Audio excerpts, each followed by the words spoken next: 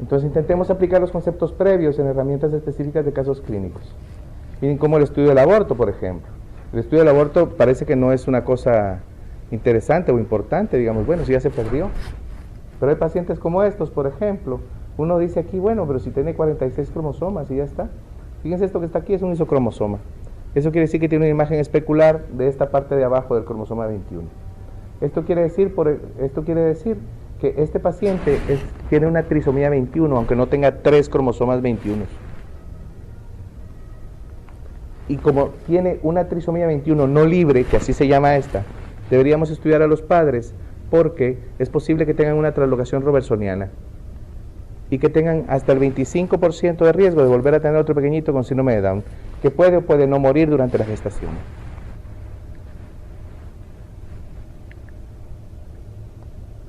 Ahí está el isocromosoma.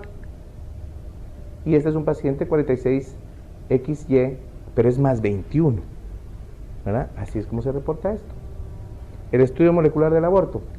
Fíjense cómo teníamos grandes problemas hace mucho tiempo, en donde la citogenética clásica estaba asociada al fallo de cultivo, ¿verdad? Entre el 10 y el 40%. Eso quiere decir que no era posible reportar más de la mitad, porque los fibroblastos son muy necios, porque tenemos que cultivarlos durante un mes, porque normalmente mueren, ¿verdad? Adaptamos protocolos para llevar el diagnóstico, en lugar de hacerlo en citogenética, a molecular. Hoy reportamos, gracias a esto, el 100% de los resultados. ¿Cómo hemos llevado el diagnóstico de lo molecular, de lo citogenético a lo molecular? ¿Verdad? Solo que utilizamos algunas otras técnicas como la QFPCR y el array CGH para el mismo propósito. ¿Es este el punto en donde deberíamos visitar al genetista? No, en realidad hoy somos altamente frecuentes, digamos. Lo que pasa es que esto, digamos, no lo hacíamos hasta hace algún tiempo. Hoy somos la consulta de la semana 12 de toda mujer embarazada o de la semana 18. A esto le he denominado el tamaño sí importa. ¿Verdad? Las translocaciones cromosómicas, mientras más grande es peor para el paciente. Fíjense cómo estos pacientes tenían pérdidas gestacionales recurrentes, ¿verdad? En 2 familias contiguas, y cómo lo que obtenemos es una monosomía 14 y una translocación completa 13-14. Miren cómo el 14, en lugar de estar en par, está solo 1. Vean cómo, ¿dónde está el otro 14? Porque eso es lo que uno debe preguntarse. Está aquí arriba montado, ¿verdad? Por eso esta paciente, digamos, tiene un riesgo para cada una de sus gestas de tener una pérdida en alrededor del 50%.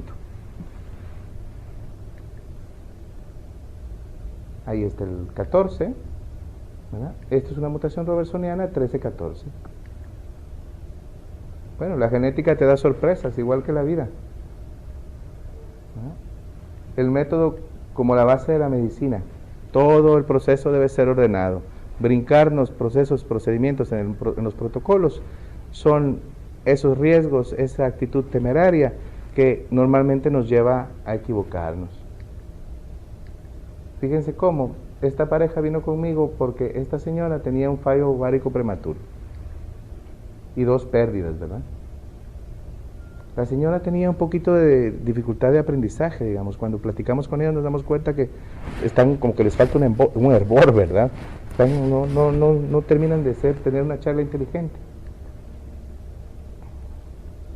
Pero luego resulta que tenía una sobrina que era igual.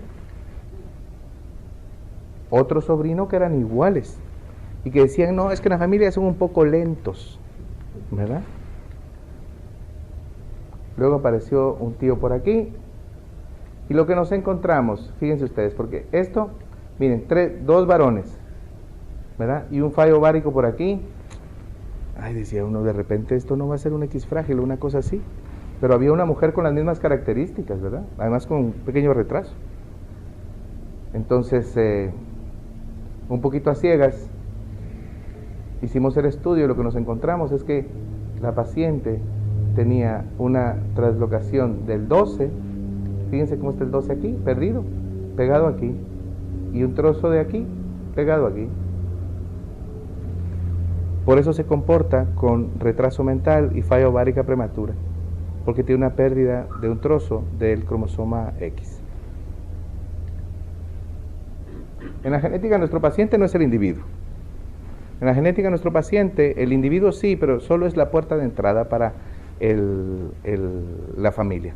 En genética, nuestro paciente es la familia. Por eso, el genetista, desde 1990, debe aprender a manejar al paciente pediátrico, a la pareja en gestación y al paciente adulto, ¿verdad? Y conocer con soltura sobre las patologías que pueden afectar de manera distinta a cualquiera de esas generaciones. A este caso clínico yo le he llamado tranquila, es igual que Pablito. Esta pareja llegó conmigo porque había tenido una pérdida y Pablito, no me acuerdo cómo se llama, Carlos, pongamos, y Carlos llegó porque tenía trastornos del comportamiento autista, del espectro autista. Y me dijeron, mire, no sabemos qué hacer, y etcétera, etcétera, etcétera. Bueno, dije, vamos a ver qué es lo que encontramos en esto. En la historia nos encontramos un fallo ovárico prematuro y los dos cariotipos eran normales. No habíamos hecho nada todavía en el niño. Luego de estos dos cariotipos normales fuimos a ver al niño. Teníamos 3 cariotipos normales, una falla ovárica prematura y un retraso mental leve. Fíjense cómo esta es patología ginecobstétrica, esta es patología pediátrica, ¿verdad? Por eso en genética nuestro paciente no es el individuo, es la familia. Fuimos a ver el resto y nos encontramos que el resto, este era Pablito, ¿verdad? Entonces me decía, mire doctor, es que no caminó sino hasta el año y medio, casi 2 años. Y cuando yo le cuento a mi prima me decía, no te preocupes que es igual que el Pablito. Pero no habla, decía. Ya va a hablar, si hablan por ahí de los 4 años, porque es igual que el Pablito, decía. Pero si no puede relacionarse con sus amiguitos. Igual era Pablito, les decía, no te preocupes.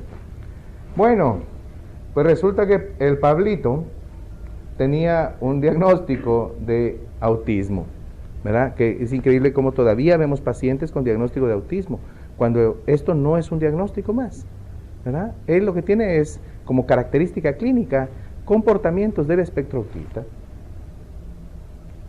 Entonces, lo que hicimos fue pensar que teníamos 2 varones con trastornos del comportamiento autista, cariotipos normales, con la mamá de uno de ellos, con falla ovárica prematura. Este paciente lo que tenía era un X frágil. Es una enfermedad ligada al X, en donde, como toda buena enfermedad ligada al X, que un maestro mío decía que era como el amor, que las enfermedades ligadas al X son como el amor, me decía, porque las portan las mujeres y las padecemos los hombres, ¿verdad? Entonces, los afectos eran los varones, los que tenían la enfermedad eran los varones, las portadoras eran las mujeres. Fíjense cómo a estos 2 varones afectos les unen mujeres. ¿Se dan cuenta? Pues resulta que ella era positiva como portadora, que el Pablito estaba enfermo también, ¿verdad? ¿Y qué eso hace a esta señora? Portadora obligada.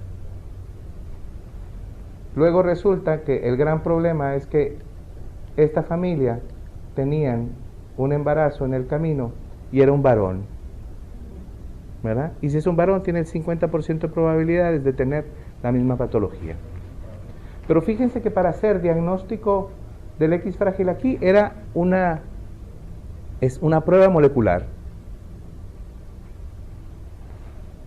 Pero ¿cómo utilizamos pruebas citogenéticas como medidas de entrada? La complementariedad en la utilización de las herramientas de diagnóstico genético es el camino, y la utilización oportuna de ellas le puede dar un mejor conocimiento de la patología y una mejor oportunidad a nuestros pacientes. Entonces, ¿es la citogenética todo en la genética del siglo XXI? Pues no. Cada vez hay más, cada vez más rápido y cada vez con mayor confianza. Podemos decir que lo que vemos en genética es así.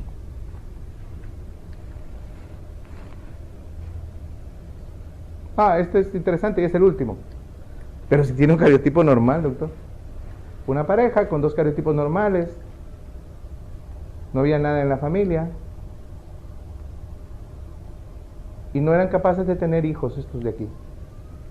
¿Qué es lo que pasa? Esta pareja lo que tenía era que el factor materno tenía una mutación en el gen que codifica para la enzima metilente triofolato reductasa y además tenía homocisteína elevada. Estas parejas no se embarazaban porque en cuanto se embarazaba la placenta empezaba a tirar trombos, ¿verdad? Y no eran capaces de embarazarse. ¿Cuál es la solución? ¿Es acaso la solución para un problema genético la terapia génica? Porque luego puede que caigamos en la tentación de pensar que toda enfermedad de tipo genético es incurable. O que para qué lo voy a tratar. Joder, tampoco es curable la diabetes, ¿verdad? Ni la hipertensión. Pero existen maneras de abordarlo, de evitar las complicaciones y darle una mejor calidad de vida a nuestro paciente. ¿Qué fue lo que hicimos con esta pareja? A esta señora le dimos 5 veces la dosis usual de ácido fólico, porque lo que tiene es un problema en el metabolismo del ácido fólico, pero como además tenía valores altos de homocisteína, se convierte metilente triofolato en un factor trombofílico, en una trombofilia hereditaria. Entonces a eso le agregamos heparina de bajo peso molecular. La señora se embarazó y tiene un bebé ahora mismo. Yo les agradezco profundamente su paciencia. Como les dije, hoy vamos a hablar de todo menos de cáncer. Nos quedan 3 días más para que podamos platicar de cáncer. Si alguien tiene alguna pregunta, con mucho gusto.